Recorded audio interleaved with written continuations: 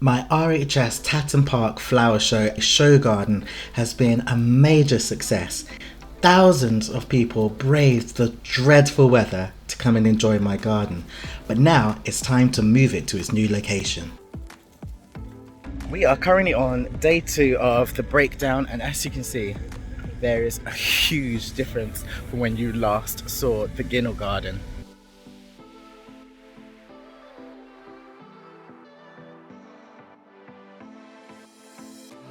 Now, I've already sent a couple of truckloads down to the alley, and they were some of the largest items.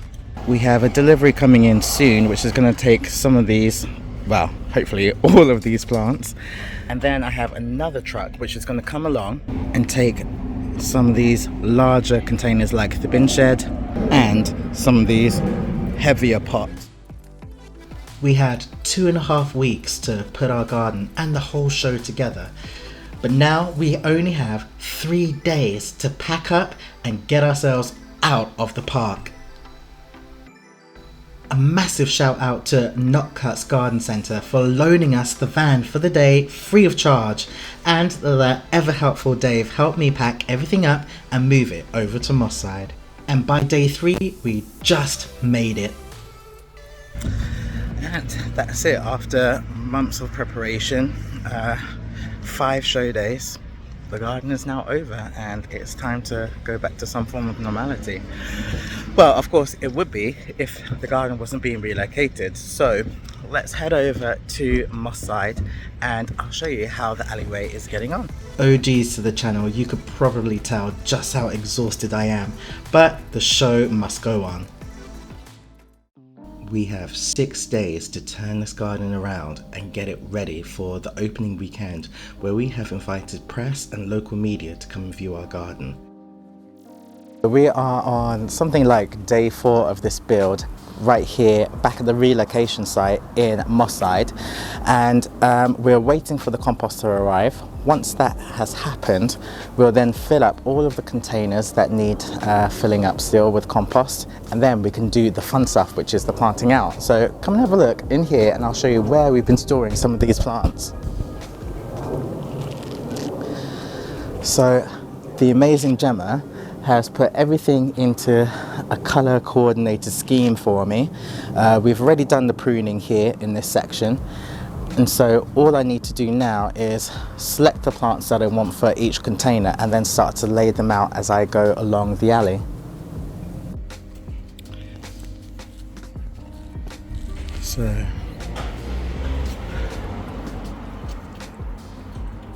we've not actually planted anything fully. So we've got multiple plant triages up where we've been doing pruning. But even now, the plants are not in the right place at all, but honestly, just seeing the colour in that alley makes such a massive difference.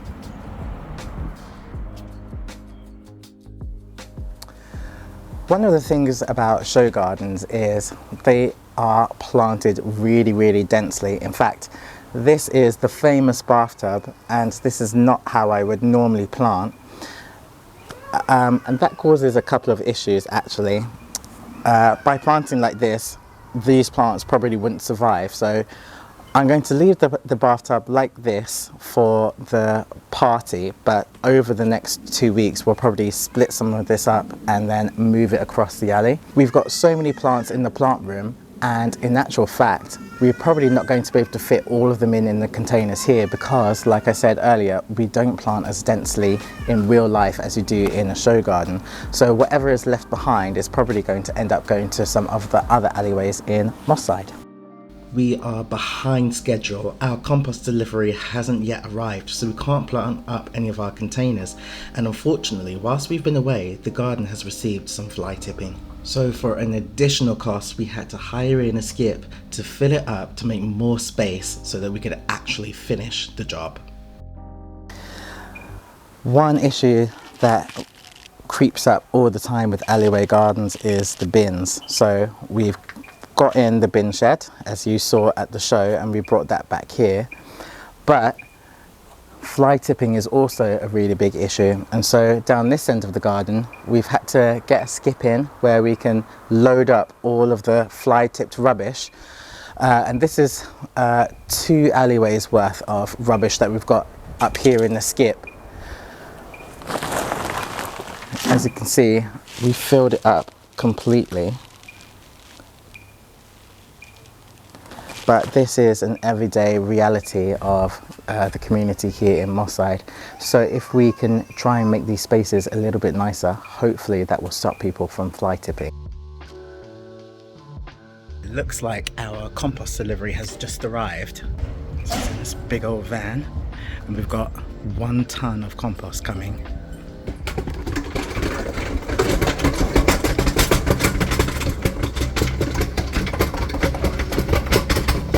Is fine. Wheelbarrowing this compost up and down these cobbles is no joke. The compost was gifted to us from Recycled for Greater Manchester, and this compost is made out of recycled organic waste throughout Manchester, repurposed into peat-free compost. Now that the compost has arrived, I can then work my way all the way down the garden and position the plants where I want them to be.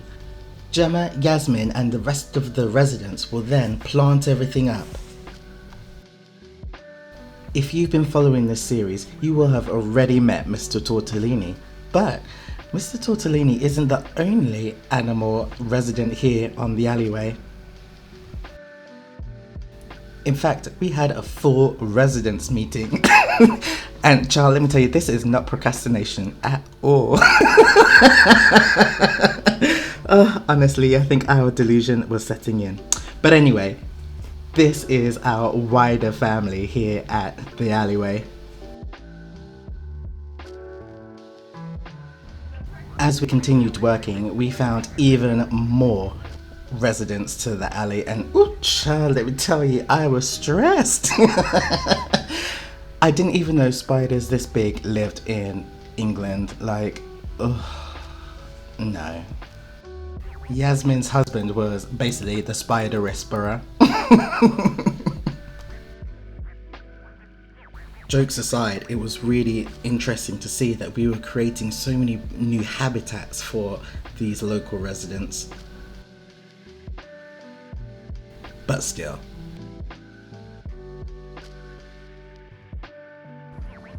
It's the last day and it's all hands on deck to get the garden finished and ready for the relocation party. We worked late into the night to get everything ready for tomorrow.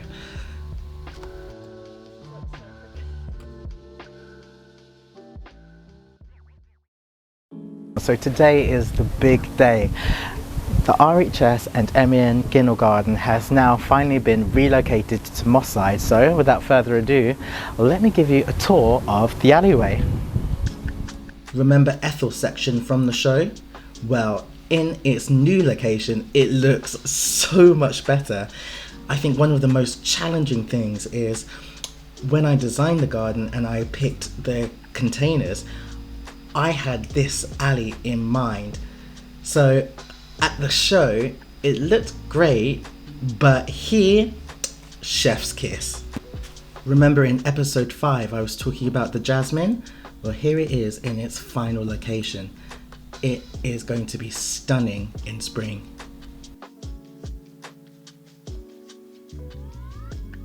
At the show, I was talking to you about height and levels in your containers, but here, in its new home, you can see the brick wall behind it, and what that does is elevates your planting.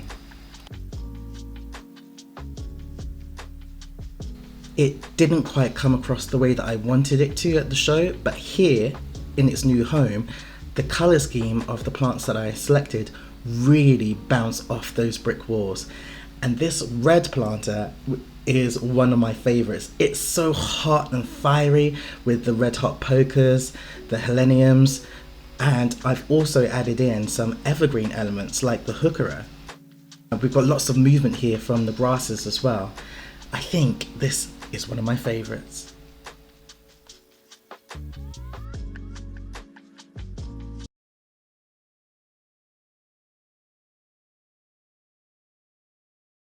just like at the RHS Tatton Park Flower Show, Mr. Tortellini's section is all here.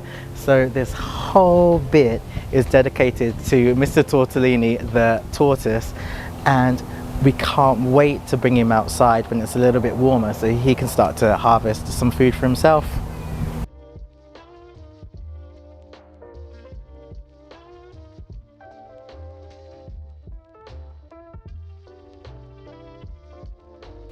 The heuchera in this container is going to give us colour even in winter. Seasonality was so important to me when I was thinking about planting for this garden, because I wanted to make sure that even in winter the residents could come out and still use this space. Now this container is a lot cooler, but again the colours on it are just beautiful. It's planted quite densely, but yet there is still space for these plants to grow and spread. And as we mentioned before, there's lots of height, lots of level, and lots of movement as well.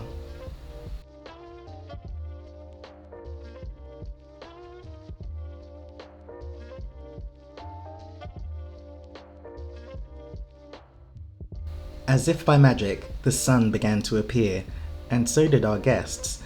We spent much of the morning talking to local press and giving interviews, and members from the community all over Moss Side decided to come and take a look at their brand new garden.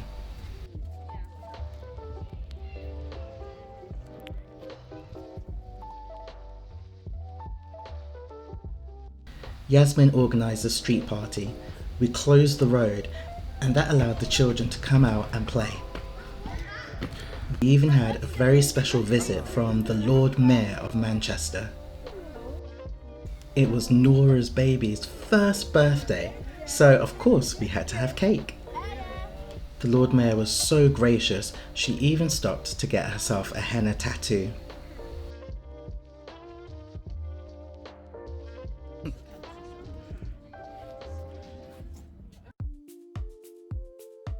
The container pond needs a little bit more time to settle, but it is looking glorious.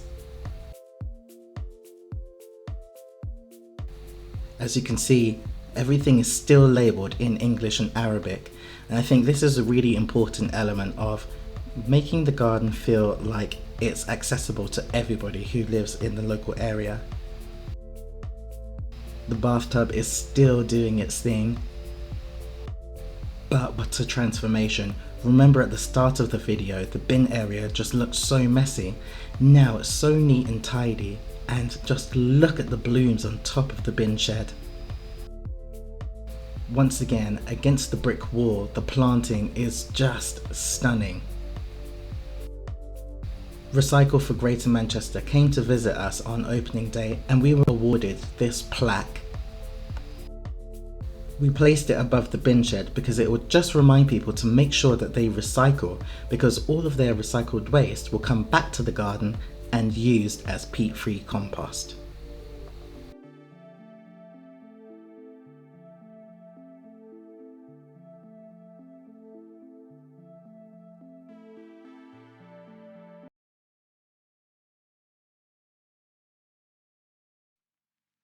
One of my VIP guests today happens to be the person who started Alleyway gardening in Moss Side over a decade ago. Hi Anne, and it's a pleasure to meet you. Yasmin has told me all about the work you've been doing here in Moss Side, and I think you've been doing this for quite some time. About 10 years now. 10 years. I think 2012 was when we started the first alley. Amazing. Well, how did it even start? Well, actually, funnily enough, it was not really about alleys at the beginning. We started trying to improve the recycling level, so people doing the right bins, the blue and the brown and everything. Tried to think, what ways can we get people to recycle better? And the first thing we tried was just saying to them, we'll get the money back. And they said, well, I wanted my bit, please. Yeah. So that didn't work because it wasn't collective at all. No one was really interested in it being shared. So the second thing we then came to was rats.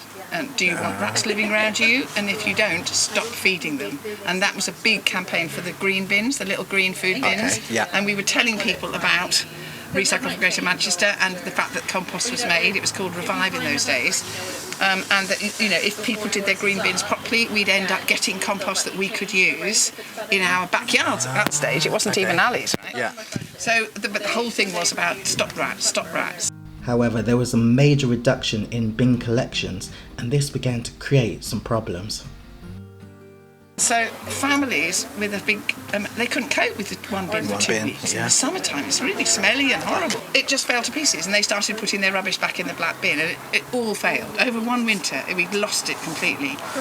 So the next thing we tried was, wouldn't it be nice to clean up the alleyway? And if we clean the alleyway, and the way we need to keep it clean is to perhaps put some plants in there to stop people fly tipping. The alleyway next to our one is called Sunny Alley, and this is one of the alleys that Anne helped 10 years ago.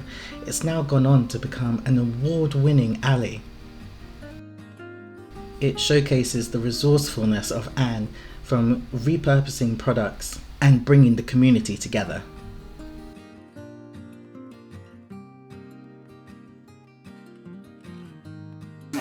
And then what was magical about it was that the level of recycling improved. We hadn't intended that. We weren't even talking about that. Yeah. But something to do with having a nice green alleyway and the community that started Changed to people's meet perception. together changed people's perception.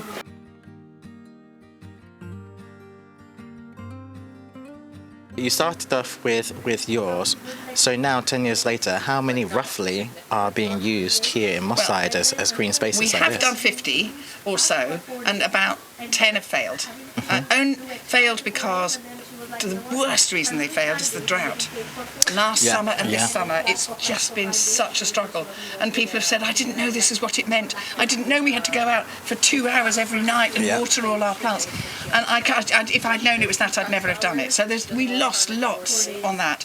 So last summer we spent absolutely ages and lots of our money trying to get as many water butts fitted as possible. But it didn't really help because there wasn't any water. Yeah. But we've managed to get to one of the social housing providers to put an outdoor tap on any of their tenants' properties on a green alley. Okay. Which was fantastic. That's amazing. So they gave them an outdoor tap, gave them the hose, and then we were filling up bins. Yeah. Open bins, Yeah. you know, the brown and the blue bins, so that at least they had enough water to water with. And we didn't have taps or anything sophisticated. It was literally just a brown bin outside somebody's house with a tap and a hose and fill it.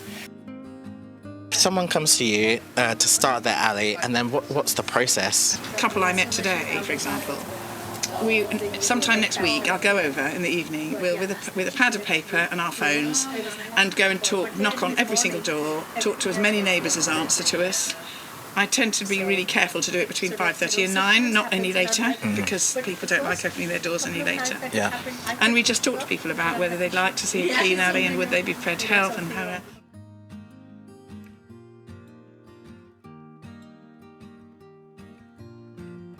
I think for me, what I've noticed is it's very much almost like being a grassroots politician. It's not a case of just putting a couple of pots out. It's you have to get the community activated, and there's a groundwork to it. You have to go and approach people and reach people. Yes. There's no doubt in my mind that gardens like this can really help to bring people together. Will be the case. I mean, what might be quite useful. Yeah. Thank you very much. This biscuit inside date. Yeah. And this is called kak in Arabic. Cake. This kak. Yes, that's Kak. Flour, sugar, water, oil, mix it, and with fennel. Fennel? Like Yes. or yansun. Oh, lovely. Yansun in English same. Yes. Wow. Amazing. Thank you. Thank you very much. Thank you, Nora. I'm going to have to take a picture now. Nora's a perfectionist. Yeah. No, thank you. You're welcome. I forget, and I have a little bit. I can't sing it outside. So that's a really good example, isn't it? Honestly. Something wonderful that can happen.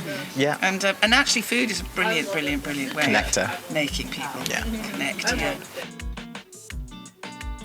There are so many edible pockets along this garden, and it was of real importance to me to make sure that the community knew and were able to grow their own food. Our amazing supplier, Robert Dias, helped us secure some amazing products from Zest, from Vegstrug, and gave us the opportunity to have things like greenhouses, cold frames, and lots of other different equipment that we can use to grow our own food for the next 12 months.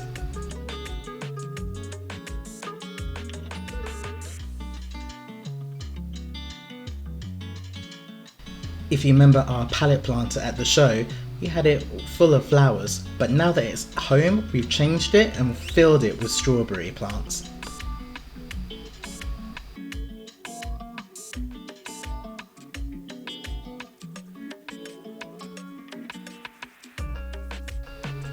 The veg grown by All Saints Catholic School is doing wonders here in the Alleyway, and of course, we had to install our notice board.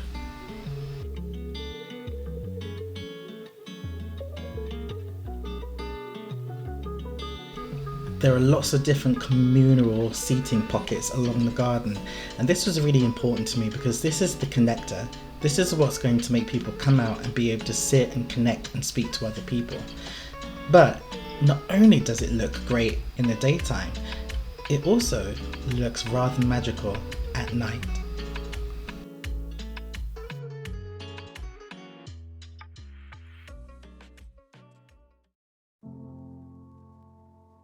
I included solar lighting into the garden to make sure that we could make full use of this garden in winter. The lighting really enhances the communal seating, and it really creates a central hub in the garden where people can come together and relax. This will help strengthen bonds and really create a sense of community. And the lighting will also attract nighttime pollinators like moths into this space. Would you sit out here if you lived along the alleyway?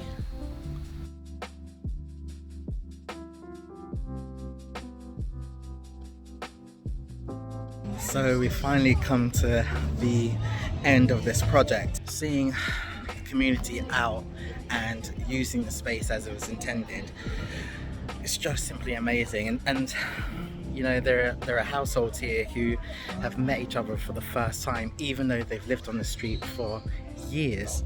And I think, I'm gonna try to not get upset. I think this is what this whole thing has been about.